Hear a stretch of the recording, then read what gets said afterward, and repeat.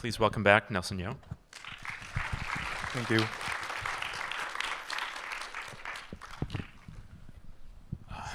Thank you, Nelson. Thank you. Thank you, everyone, for being such an amazing audience. Thank you. I'll start with a few questions, and then we can open it up to the audience. But I figured it would make sense maybe to go off what you mentioned in your introduction, that this film kind of came about by accident. Can you elaborate? So the project started actually as a short film. So it was, I think, in the year 2021. I won a prize at a Singapore International Film Festival, and they kind of like commissioned me to make the opening short film for the next installment. So it was completely so we didn't plan for it. So when we were asked to commission a film, we were just thinking like we just want to have fun. So we just want to make something really, really simple. And I think it was when the first half of the short film itself was shot for about 2 days. So on the second day of shoot, I kind of like talked to my producer about it, and I thought that I really like the characters. We really like enjoy working with each other, one another. So I took about a year to write the second half of the film in response to what we already have. So yeah, I mean, we shot the rest of the film about a year later. It was shot for an additional 3 days, so the film was, made in 5 days actually. So the initial short is in this film. What part of it? So it was the beginning of the film. So the short film version, it kind of ended somewhere at the beach where the guy was doing that doodle in the sand. So that was the original version of the film. And during that time, I just had this idea that because we have a venue to screen the film, so I can get away with like anything. So I just thought of the most ridiculous thing that I can thought of, which was the dick in the sand. Well, how did that short start for you then? You know, did it begin with this triangle of people that we see in the film, the only people we see in the film, or was there like a founding image or detail that opened up the film to you? Yeah, I mean, I was always interested. I mean, I was trying to explore this love triangle between these three characters, and the short film version was a little bit more ambiguous in terms of like their relationship. So when I was writing the second half of the film, I wanted to kind of like create this sense of deja vu in the structure. So a lot of the materials in the second half of the film was kind of like written in response to what we really shot. Also because I'm from an experimental film background, so I'm very used to reacting to the material. So yeah, I mean that was the whole idea. Well, I guess maybe to go back, can you tell us how you found your actors? For the actress, I've been working with her for a couple of short films, and then I think the other actors, one of them was actually kind of like a veteran TV actor that has been on TV for a while, the Merman. So and then the other guy was he has been acting. He's not really a professional actor, so he's been acting in a couple of short films as well, and yeah, I mean they have really interesting dynamics because of their different background. So for the actress was more from a theater background. So when I kind of like auditioned them and put them together, they have this very interesting chemistry that was very that intrigued me. So yeah, I guess like after you had this initial short, where did that take you on your research? Like I'm curious, like at what point or how you came to incorporate these folktales that we see and hear about in the film, the Mermaid's Tale, the Eight Immortals, and yeah, I like what's your relationship to these texts? And I guess how did you come upon them, and how did they connect with you in the film, and even like how did they start to influence the way you thought about the film's tone and the visual language? I'm always very intrigued by folklore and mythology, but partly because of my upbringing. So my parents are pretty traditional. In fact, my parents are in the incense and joss paper business. So it's like all prayer goods for Taoists. So I've always been, I always grew up like listening to all these mythology and folklores, and I've always been interested in them. So when I was researching, in particular, one of the location that we wanted to shoot, which was actually a theme park in Singapore, it's called Haw Villa. So it was a place that traumatized a lot of us Singaporean kids because when we were kids, our parents would bring us to this theme park, and it's based on Confucius studies. So there are these like sculptures and diorama depicting tortures and like scenes and the different kind of punishment you get when you commit a certain sin. So it's something that has always been very interesting to me. So when I was researching on the one of the sculptures, which was the one that depict the 8 immortals in the film, I was very fascinated by two of the side characters that was in the sculpture, the fish and the toad. So that kind of like gave me an idea for the backstory of the two mere characters in the film. I guess like on the note of locations, what is the hand The hand. sculpture? So the hand sculpture actually was kind of like, because initially we wanted to make a very simple film. It was actually near where I stay, so which was like Changi area near where I stay, and it's kind of like it's an artwork called Inscription of the Island. So it's kind of like a symbol for like a beacon, serves as a beacon for ships, and also like a sundial. I guess to stay on this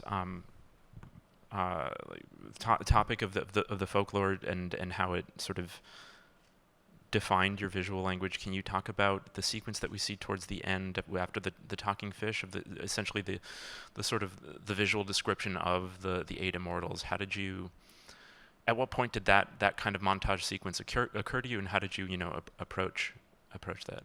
So the montage sequence actually came about when I was doing post-production. So it wasn't originally intended.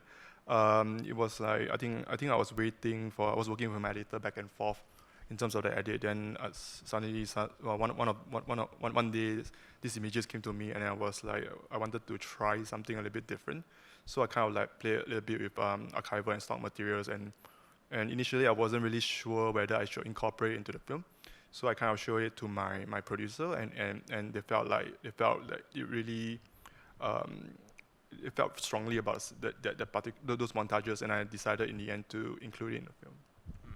So yeah, I guess what is your relationship to your material once you finish shooting? Because it sounds like you discover so much in your edit.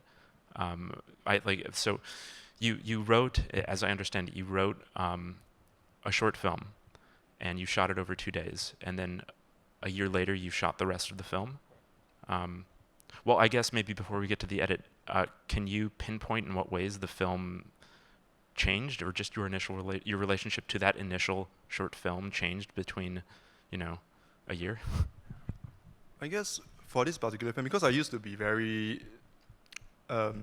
stubborn in terms of like what I want to shoot or what I want to capture, but for this one, there's a sense of play when we were making a film, and a lot of it was actually again responding and reacting to what nature gives us, what the location gives us.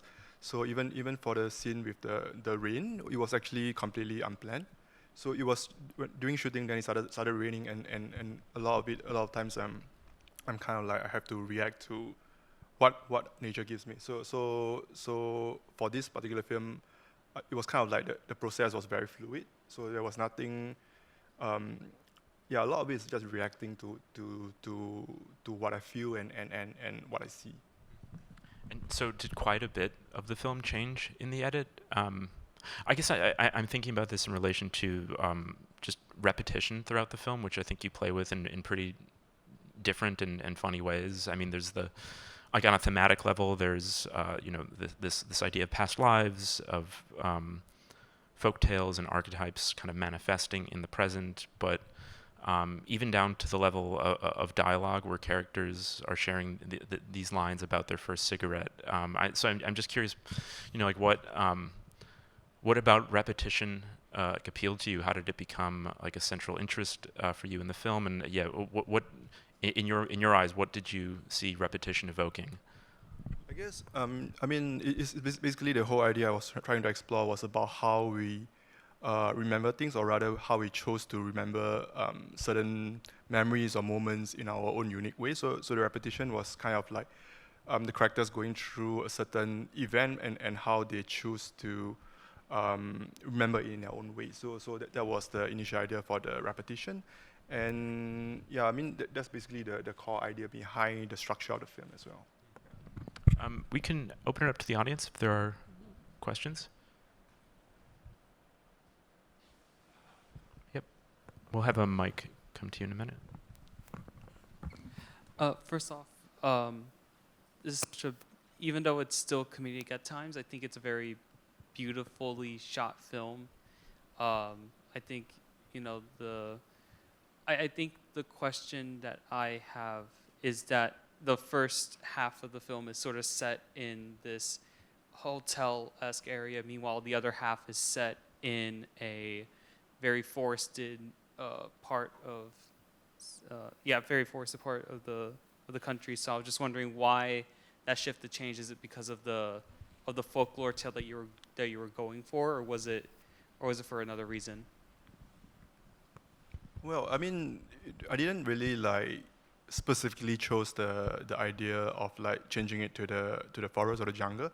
One of the reasons is because the second half of the film deals with the characters going through this ritual of releasing the fish. So it's actually a Chinese custom where they actually release a live fish to kind of like gain merits in their life. So it's something to do with karma. So that was the reason why I decided to choose the jungle in the second half. And yeah, I mean, I guess in the first half it kind of represents something that is a little bit more, how do I put it? Kind of a little bit more dreamlike. But then in the second half, when we go into the jungle, I wanted it to feel, even though it's a jungle, but then I wanted this sense of depth in the air. So even in terms of sound design, when I was talking to my sound designer, I wanted to incorporate like flies and a lot of these insects around, so to kind of like create this sense of dread and depth in the air. I guess going out that you talked a little bit about like the personal connections and the cultural significance of these locations to you, but I'm curious, like how much time did you spend in these locations, like with your crew, with your actors, and like what effect that had on how you set up your scenes? It doesn't really. I mean, okay, the film was shot in 5 days, but we didn't really force the script to be shot in 5 days. It's just that the script, that particular story, the script actually works.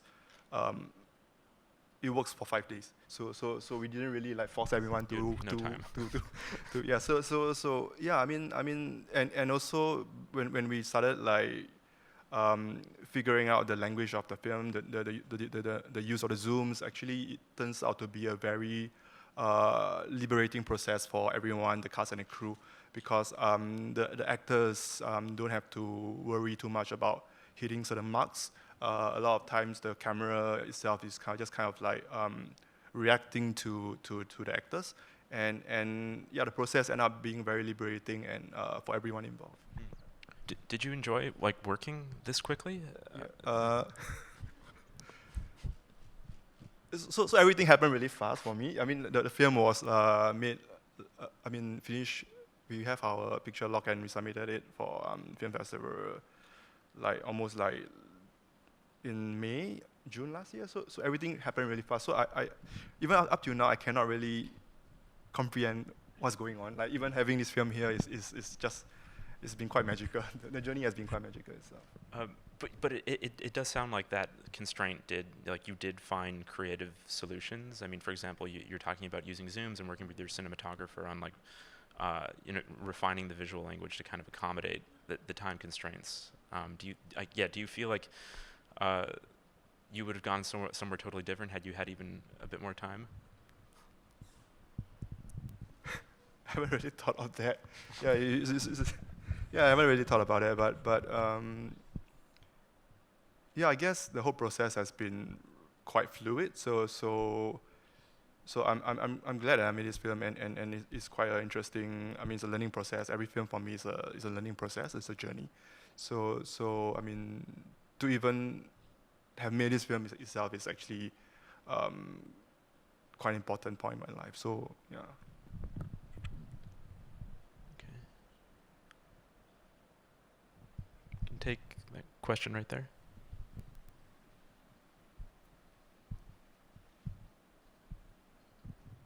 Hello, thank you so much for presenting this. I think one of the first question I had is, I saw the name of this, Dreaming and Dying, is different from the Chinese, kind of like long time no see. So I'm wondering if this is a progressive relationship, like echoing each other, a long time no see, to the aspect of dying and dreaming, or it's kind of like a parallel relationship. And my second question is, thank you for mentioning the repetition part. So I think one of the things I remembered is the snoring. I remember it happened at least 2 or 3 times. I wonder what that metaphors to, if there's an answer to that. And last question I kind of have is, I saw at the ending, I don't know, I was kind of thinking, I saw she's spraying the ashes to the ocean. So I have 2 hypotheses in mind, whether he never existed, everything is in her imagination, or he died kind of in the end. So thank you so much again. So the first question was about the title, right? Yes. So let me give you a little bit of background about the title. So the original title was original title that I wanted. Original Chinese title that I wanted for Dreaming and Dying was actually 醉生梦死. So, but then a couple of like Taiwanese film that actually has the same title. So it means it kind of like translate roughly to living in a befuddled state of drunkenness.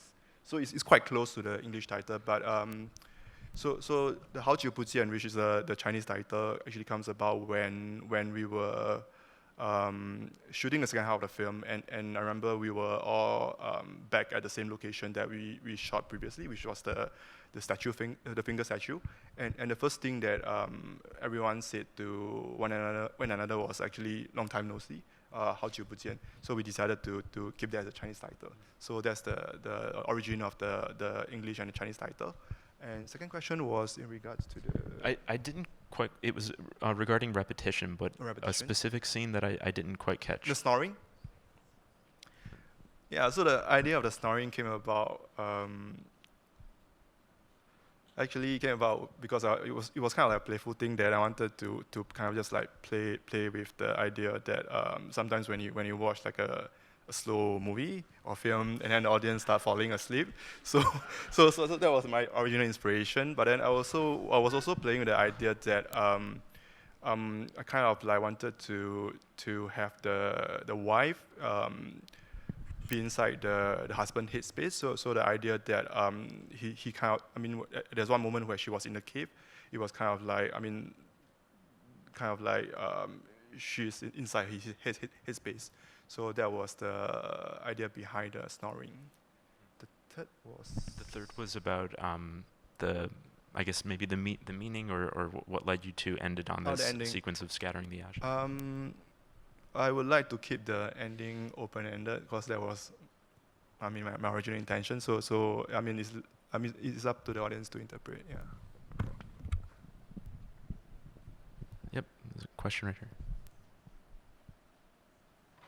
Hi. So this first part isn't really a question, but just like, just wanted to give you like kudos, I don't know, for putting Southeast Asians on the map, and especially like you said how magical it was. Like, it's amazing, and it's just like, it's really inspiring, and you're like opening the way for like many more Southeast Asian creators to come. My actual question.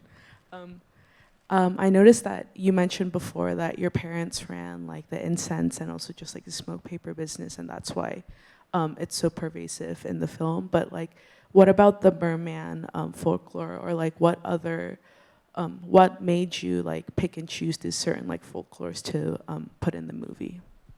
Thank you.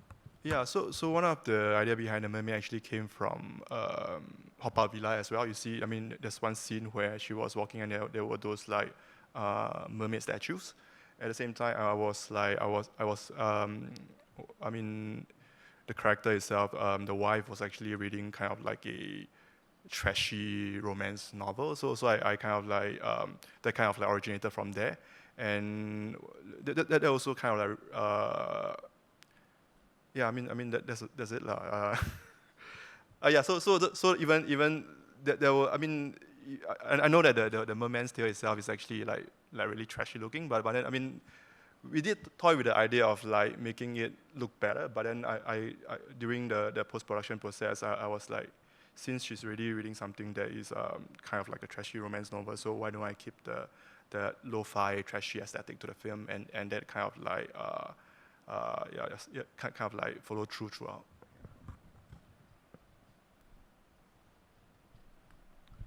Did you have other sort of textual or maybe even cinematic references in mind as you were making the film that you didn't have necessarily foregrounded in the film, but were kind of consistent from the short through the latter half of the film? Yeah, when we were thinking about making a short film, we were talking about like what would be the easiest kind of film to make and the most fun. So we were looking at the films of Hong Sangsoo, and that was the initial starting point. There were also a couple of like painting their references in the film. One of it was David Hockney's Two Figures by the Poolside. So we were kind of like very intrigued by the painting and the particular shade of blue that they used, and during the color grading process, we kind of like wanted to capture that specific shade of blue. Yeah. Question right in the middle. Thank you so much for this beautiful film. My question is, it's clear, and you made it clear that there's a lot of humor, and it is very funny when he comes out as a merman. I wanted to ask if there is sort of from moving from the first part to the second. For me, at least, it was hard not to also see, like, not to read the merman as also something else.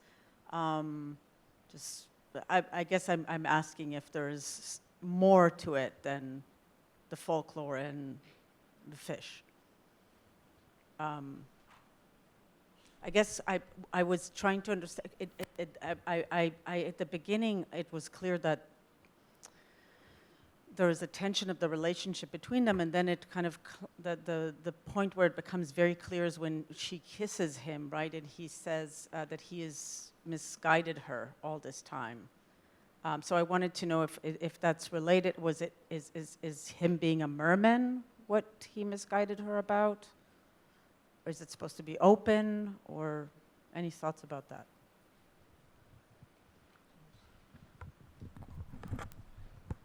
You're talking about when she kisses him. Is it the? I guess you're essentially asking what the meaning of.